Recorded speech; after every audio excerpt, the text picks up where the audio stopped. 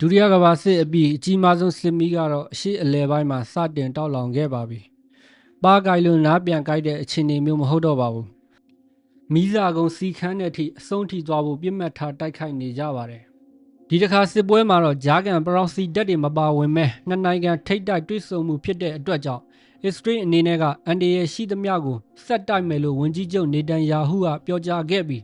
းအီရန်ဘက်ကလည်းအစ20ပိုပြီးအပြင်းအထန်ဖြည့်ရှင်းသွားမယ်လို့ထုတ်ဖော်ပြောကြားခဲ့ပါတယ်။အမေရိကန်အနေနဲ့ကတော့သူတို့အကျိုးစီးပွားပြစ်မှတ်ဖြစ်လာခဲ့ရင်တိုက်ခိုက်မှုတွေအထိရောက်လာနိုင်တယ်လို့သတိပေးပြောဆိုခဲ့ပါတယ်။ဒီဖြစ်စဉ်ကတော့ဇွန်လ23ရက်အီရန်နိုင်ငံမှာမနက်စံတော်ချိန်4နာရီတွင်ပောက်ကွဲမှုစတင်တယ်လို့သိရှိရပါတယ်။ဖြစ်ပွားပြီးသိမကြခင်မှာပဲအစ္စရေးကာကွယ်ရေးဝန်ကြီးကအ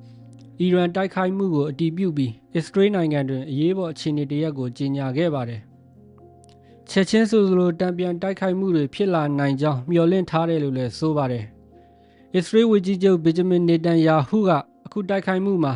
အီရန်နျူကလ িয়ার တန့်စင်ရေးရဲ့အခြေခံအချက်ချကြတဲ့နေရာတွေကိုအဓိကထားဦးတည်ခဲ့ပြီးတော့ရန်များစွာကြာဆက်လက်တိုက်ခိုက်သွားမယ်လို့လည်းဆိုပါတယ်။ဒီစစ်စင်ရေးမှာလိုအပ်ရင်လိုအပ်သလောက်အရှိန်ဟုန်မြင့်ကတိုက်ခိုက်သွားမယ်လို့လည်းသိရှိရပါတယ်။အမေရိကန်သမ္မတဒေါ်နယ်ထရန့်ကိုယ်တိုင်ကလည်းအစ္စရေးကအီရန်ကိုမကြာခင်တိုက်ခိုက်မှုတွေပြုလုပ်နိုင်တယ်လို့ကမ္ဘာကိုသတိပေးခဲ့ပါတယ်။ထို့နောက်အီရတ်မှာရှိတဲ့အမေရိကန်တန်ယုံဝန်ထမ်းတွေကိုပြန်လည်ခေါ်ဆောင်ခဲ့ပါတယ်။အီရန်ဟာမကြာခင်မှာနျူကလ িয়ার လက်နက်ကိုပိုင်ဆိုင်လာတော့မယ်ဝိုင်းဝန်းတားဆီးဖို့နေတန်ယာဟုကတောင်းဆိုနေခဲ့တာလည်းကြာပါပြီ။အခုချိန်မှာတော့ Israel က Operation Rising Lion ဆိုတဲ့စစ်စင်ရေးနဲ့အီရန်ရဲ့နျူကလ িয়ার တန့်စင်ရေးအခြေစိုက်စက်ရုံတွေနျူကလ িয়ার အစီအစဉ်တွေအဓိကပါဝင်ပတ်သက်တဲ့သိပ္ပံပညာရှင်တွေစစ်ဘက်ဆိုင်ရာစခန်းတွေကိုဒါဇင်နဲ့ချီတဲ့ရုံးတွေနဲ့တိုက်ခိုက်ခဲ့ပြီးပြစ်မှတ်နေရာကျော်ကိုအောင်မြင်စွာဖော်ဆောင်နိုင်တယ်လို့ Israel သတင်းဌာနကထုတ်ပြန်ခဲ့ပါတယ်။မကြာသေးမီကာလအတွင်းအီရန်ဟာအရင်ကမလွတ်ဆောင်ခဲ့သေးသည့်ခြေလမ်းတစ်အပြင်ယူရေနီယံတပ်ဆင်ပြီးလက်နက်အဖြစ်ပြောင်းဖို့ခြေလမ်းလန်းနေတယ်လို့လည်းနေတန်ယာဟုကဆိုပါတယ်။လက်ရှိအီရန်မှာတပ်ဆင်ပြီးယူရေနီယံဟာနျူကလ িয়ার ဘုံ9လုံးပမာဏရှိနေပြီလို့လည်းပြောကြားခဲ့ပါတယ်။ဒါကြောင့် Rising Lion စစ်စင်ရေးဟာအစ္စရေးရှင်တန်ဖို့အီရန်ချင်းချောက်မှုကိုတွန်းလှန်ဖို့ဖြစ်တယ်လို့လည်းဆိုပါတယ်။ဒီစစ်စင်ရေးဟာသတ်မှတ်ချက်တွေကိုအပြီးသတ်ရှင်းလင်းဖို့အတွက်လိုအပ်ရင်လိုအပ်သလောက်ရပ်ပေါင်းများစွာလှုံ့ဆော်သွားမယ်လို့လည်းတိုက်ခိုက်မှုအပြီးမှာနေတန်ယာဟုကထပ်မံပြောကြားခဲ့ပါတယ်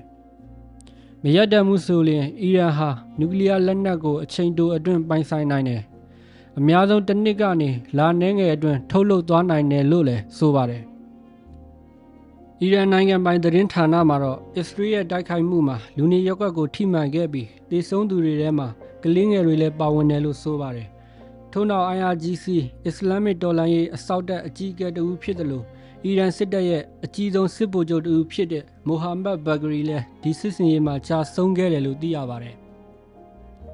အဲဒီနောက် IRGC ရဲ့အကြီးအကဲစစ်ဦးစီးချုပ်ဟိုစိန်ဆာလာမီလည်းတေဆုံးခဲ့ပါတယ်။နောက်ထပ် IRGC ရဲ့လေတပ်စစ်ဦးစီးချုပ်တဦးဖြစ်တယ်လို့မစ်ဇိုင်းတုံးအစီအစဉ်တွင်အဓိကကြိုးကိုင်နေတဲ့စစ်ဗိုလ်ချုပ်တဦးဖြစ်တဲ့အလီဟာချီဇာဒက်လည်းတေဆုံးခဲ့ပါတယ်။ IRGC နဲ့အီရန်စစ်တပ်အကြားပူးတွဲစစ်စင်ရေးအကြီးအကဲတဦးဖြစ်တဲ့ဂိုလာမာလီရာရှယ်လည်းဒီစစ်စင်ရေးမှာကြာဆုံးခဲ့ပါတယ်။အီရန်စစ်တပ်တွင်အရေးပါတဲ့ခေါင်းဆောင်တပ်မှူး20ကျော်ထိသေဆုံးခဲ့တယ်လို့လည်းသိရှိရပါတယ်။အဲဒီနောက်နျူကလ িয়ার အစီအစဉ်တွင်အဓိကအရေးပါတဲ့ထိပ်သီးသိပ္ပံပညာရှင်6ဦးထပ်မံသေဆုံးခဲ့တယ်လို့လည်းထပ်မံသိရှိရပါတယ်။တိုက်ခိုက်မှုအပြီးမှာတော့အီရန်ခေါင်းဆောင်အလီခါမီနီကအစ္စရေးအနေနဲ့ဒီတိုက်ခိုက်မှုအတွက်ကြီးကြီးမားမားပြန်ပေးဆက်ရမယ်လို့ဆိုပါတယ်။နောက်ပြီးအီရန်ရဲ့နိုင်ငံခြားရေးဝန်ကြီးကအီရန်ရဲ့အချုပ်အခြာအာဏာကိုထိပါလာလျင်အင်အားပြည့်နဲ့ကာကွယ်ဖို့လိုအပ်ရင်လိုအပ်သလောက်ကာကွယ်ဖို့တွန်းဆုတ်နေမှာမဟုတ်ဘူးလို့လည်းဆိုပါတယ်။အီရန်အနေနဲ့ချက်ချင်းတံပြန်တိုက်ခိုက်မှုမလုပ်နိုင်ခဲ့ပေမဲ့9နာရီအကြာမှာတော့အစောပိုင်းတုံ့ပြန်မှုအနေနဲ့မောင်းသူမဲ့လေယာဉ်နဲ့ဒုံးအစင်း200ကျော်နဲ့ပြန်လည်ထိုးစစ်ဆင်ခဲ့ပါတယ်။ဒါပေမဲ့ဂျားဖြတ်အနေနဲ့အမေရိကန်ဂျော်ဒန်စတဲ့တိုက်လေယာဉ်တွေကဂျားဖြတ်ပစ်ချခဲ့ပြီးအစ္စရေးရဲ့အာရုံတုံးကာကွယ်ရေးစနစ်ကလည်းအပြည့်အဝပစ်ချနိုင်ခဲ့တယ်လို့ဆိုပါတယ်။ဒါပေမဲ့အချို့ဒုံးတွေကဖောက်ထွန်းခွဲထွက်ခွာအစ္စရေးမြို့တော်တယ်လ်အဗီမြို့ရှိစစ်ဦးစီးချုပ်ဌာနတွေကိုထိမှန်ကပြည်သူ40ကျော်ထိဒဏ်ရာရရှိခဲ့တယ်လို့သိရှိရပါတယ်။ ဒါနဲ့ပတ်သက်ပြီးအမေရိကန်သဘောထားအနေနဲ့ကအမေရိကန်ရဲ့နိုင်ငံခြားရေးဝန်ကြီးမာကိုရူဘီယိုကတော့ဒီတိုက်ခိုက်မှုမှာဝါရှင်တန်ကပါဝင်ပတ်သက်ခြင်းမရှိဟုပြောထားခဲ့ပါတယ်။ပြီးတော့ကြော်ညာချက်စာတစ်စောင်လည်းထွက်ပေါ်လာခဲ့ပါတယ်။ယနေ့ညတွင်အစ္စရေးကအီရန်ပေါ်တစ်ဖက်သက်အရေးယူတိုက်ခိုက်ခဲ့ပါတယ်။အီရန်ကိုတိုက်ခိုက်ရာတွင်အမေရိကန်အနေနဲ့မပါဝင်ကြောင်းအမေရိကန်၏ထိပ်တန်းဦးစားပေးမှာဒေသတွင်အမေရိကန်တပ်များကိုကာကွယ်ခြင်းဖြစ်သည်။အစ္စရေးသည်သူတို့အနေနဲ့ကိုကာကွယ်ဖို့လိုအပ်ကြောင်းယုံကြည်ထားတယ်လို့ပြောကြားခဲ့ပါတယ်။သမ္မတထရန့်အနေနဲ့လည်းအုပ်ချုပ်ရေးအဖွဲ့ဟာသူတို့ရဲ့တပ်ဖွဲ့တွေကိုကာကွယ်ဖို့လိုအပ်တဲ့ခြေလှမ်းတွေကိုသာလှုံ့ဆော်ခဲ့ပြီးဒေသတွင်းမိတ်ဖက်တွေနဲ့နီးကပ်စွာအဆက်အသွယ်ရှိနေတယ်လို့ဆိုပါတယ်။အီရန်အနေနဲ့လည်းအမေရိကန်ရဲ့အကျိုးစီးပွားဒါမှမဟုတ်ပုဂ္ဂိုလ်တွေကို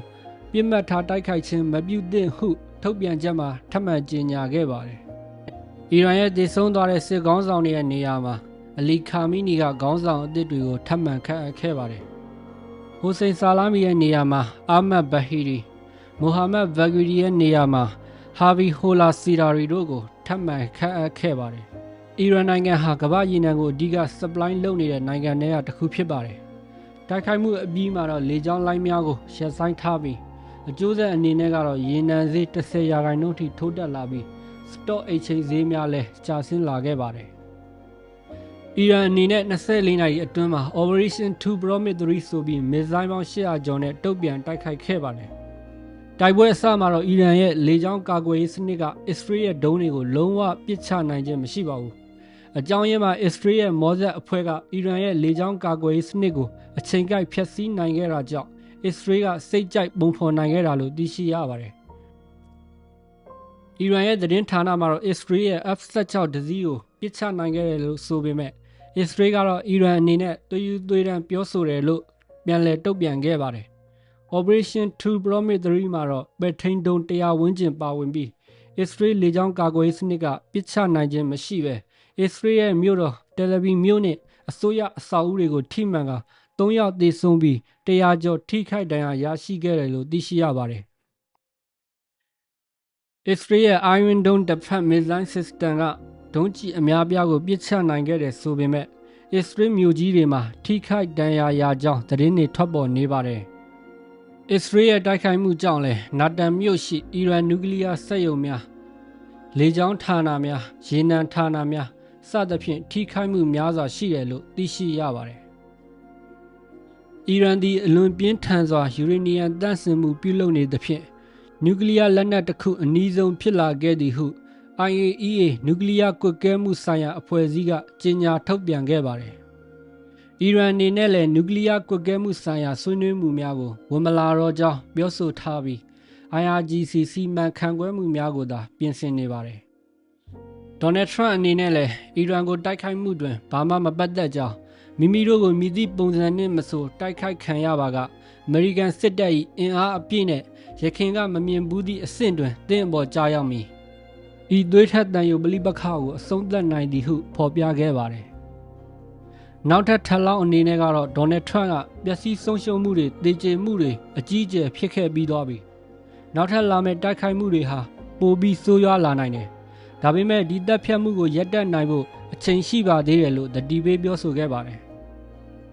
အီရန်အနေနဲ့ကအစ္စရေးတိုက်ခိုက်မှုမှာနောက်ွယ်မှာအမေရိကန်ပါဝင်ကြောင်းအခိုင်အမာယုံကြည်ထားပြီးအရင်တိုင်းမဟာယံဘတ်အဖြစ်သတ်မှတ်ထားပါတယ်။လက်ရှိသတင်းတွေအရကာတာနိုင်ငံဟာအီရန်ရဲ့တုံ့ပြန်မှုကိုပူးပေါင်းပါဝင်မယ်လို့သတင်းတွေထွက်ပေါ်နေပါတယ်။တူရကီနိုင်ငံကလည်းအစ္စရေးကဒီလိုတိုက်ခိုက်တာဟာဒေသတွင်းမတည်မငြိမ်မှုကိုဖြစ်စေပြီးနိုင်ငံတကာဥပဒေကိုအစ္စရေးကပြောင်းတန်းချိုးဖောက်လိုက်တာလို့ပြောဆိုခဲ့ပါတယ်။ Saudi, UAE, Jordan စတဲ့အာရပ်နိုင်ငံများကငြိမ်းချမ်းရေးဖော်ဆောင်နိုင်ရန်တောင်းဆိုနေပြီးပင်လယ်ငွေကြေးတည်ယူပို့ဆောင်ရေးစသည့် system များဖောက်ထွင်းခွင့်အန္တရာယ်ရှိသဖြင့်စိုးရိမ်နေကြပါတယ်။တစ်ဖက်မှာတော့ Israel တို့ပြစ်ခတ်သောအီရန်ဒုံးကျည်ပွဲနှင့်ဂီတာပွဲများကိုဂါဇာမှာပြုလုပ်နေပါတယ်။ ဂျော်ဒန်အနောက်ဘက်ရှိပါလက်စတိုင်းများကလည်းဝမ်းမြောက်ဝမ်းသာကြွေးကြော်နေပါတယ်။တစ်ဖက်မှာအီရန်ပြည်သူများကလည်းနျူကလ িয়ার လက်နက်အမြန်ပိုင်ဆိုင်ရေးအတွက်ကြိုးပမ်းမှုကိုတောင်းဆိုနေပါတယ်။ဒီတစ်ခါစစ်ပွဲမှာတော့ဂျာကန်ပရောင်စီတပ်တွေမပါဝင်မဲနှစ်နိုင်ငံထိပ်တိုက်တွေ့ဆုံမှုဖြစ်တဲ့အတွက်ကြောင့်အစ္စရေးအနေနဲ့ကအန်ဒီရဲ့ရှိသမျှကိုဆက်တိုက်မယ်လို့ဝန်ကြီးချုပ်နေတန်ယာဟုကပြောကြားခဲ့ပြီး အီရန်ဘက်ကလည်းအစ20ပိုပြီးအပြင်းအထန်ဖြည့်ရှင်းသွားမယ်လို့ထုတ်ဖော်ပြောကြားခဲ့ပါတယ်။အမေရိကန်အနေနဲ့ကတော့သူတို့အကျိုးစီးပွားပြစ်မှတ်ဖြစ်လာခဲ့ရင်တိုက်ခိုက်မှုတွေအထိရောက်လာနိုင်တယ်လို့သတိပေးပြောဆိုခဲ့ပါတယ်။ကြည့်ရှုပေးတဲ့အတွက်အားလုံးပဲကျေးဇူးတင်ပါတယ်ခင်ဗျာ။